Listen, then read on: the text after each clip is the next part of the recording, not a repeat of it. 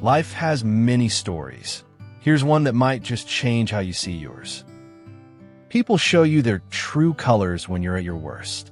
You've probably come across that line before, on a quote card, in a breakup post, or whispered into your ears after a falling out.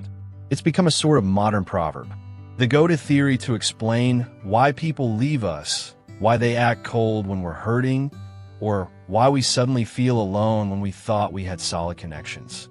But here's the question I want to ask. What if it's not that simple?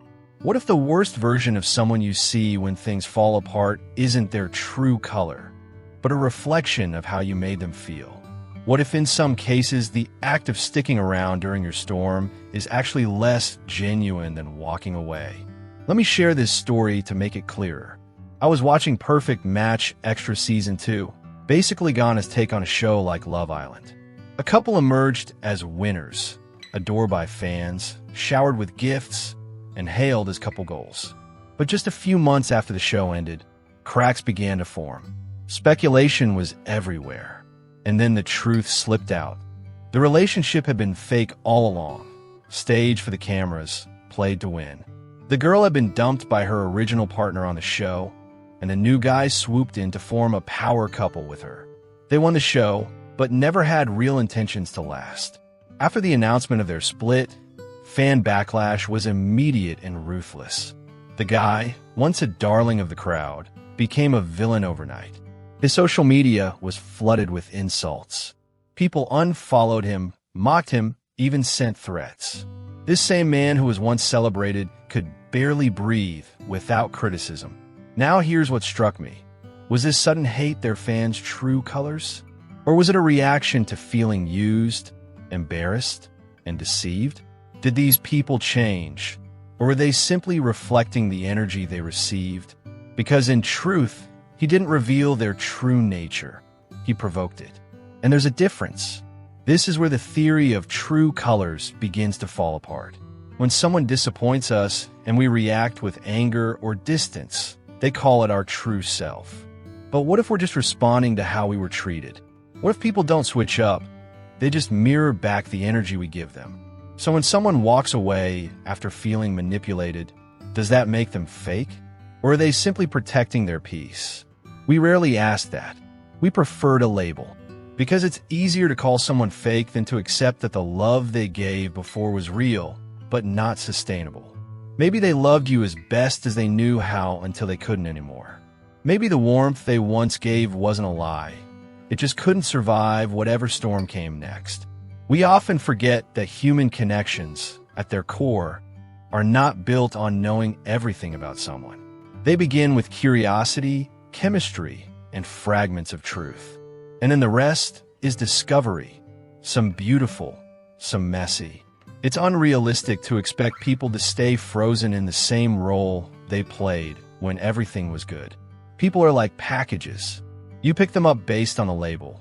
Maybe it's their charm, their warmth, their confidence, or even just the timing that made them seem right.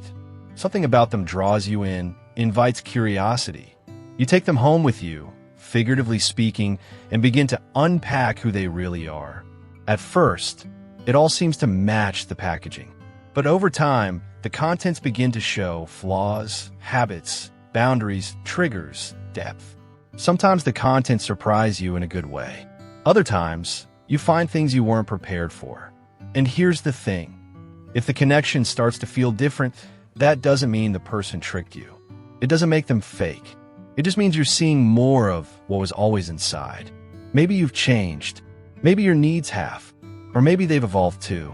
Sometimes it's not even about one person being better or worse, just different. Like your favorite meal as a child suddenly tasting bland as an adult. Your taste has shifted. Your values too. And sometimes, even the ingredients in the meal have been altered without you noticing. Circumstances, seasons, priorities. That's life. People grow. Connections fade. What matters is recognizing that the change isn't always betrayal. Sometimes it's just change, and that's okay too. Walking away isn't always betrayal. Sometimes it's growth. Sometimes it's clarity. And sometimes, yes, it's hurt. But it doesn't mean the person who walks is now showing you their true colors. Maybe they've just been pushed too far. Maybe you've left them with no other choice. In the perfect match example, the fans didn't just turn. They reacted to what felt like a betrayal of trust.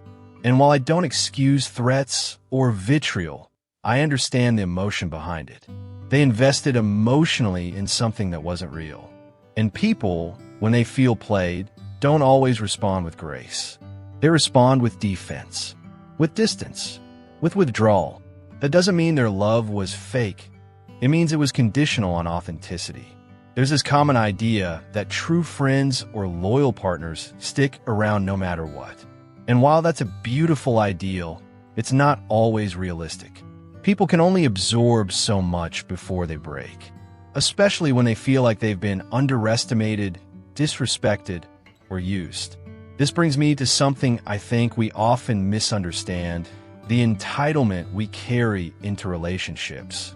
That belief that because someone once loved us, they owe us permanence. But love is a choice, and so is walking away. And sometimes, staying just to keep the peace is the most dishonest thing you can do. Imagine someone you once shared everything with trying to come back after years apart.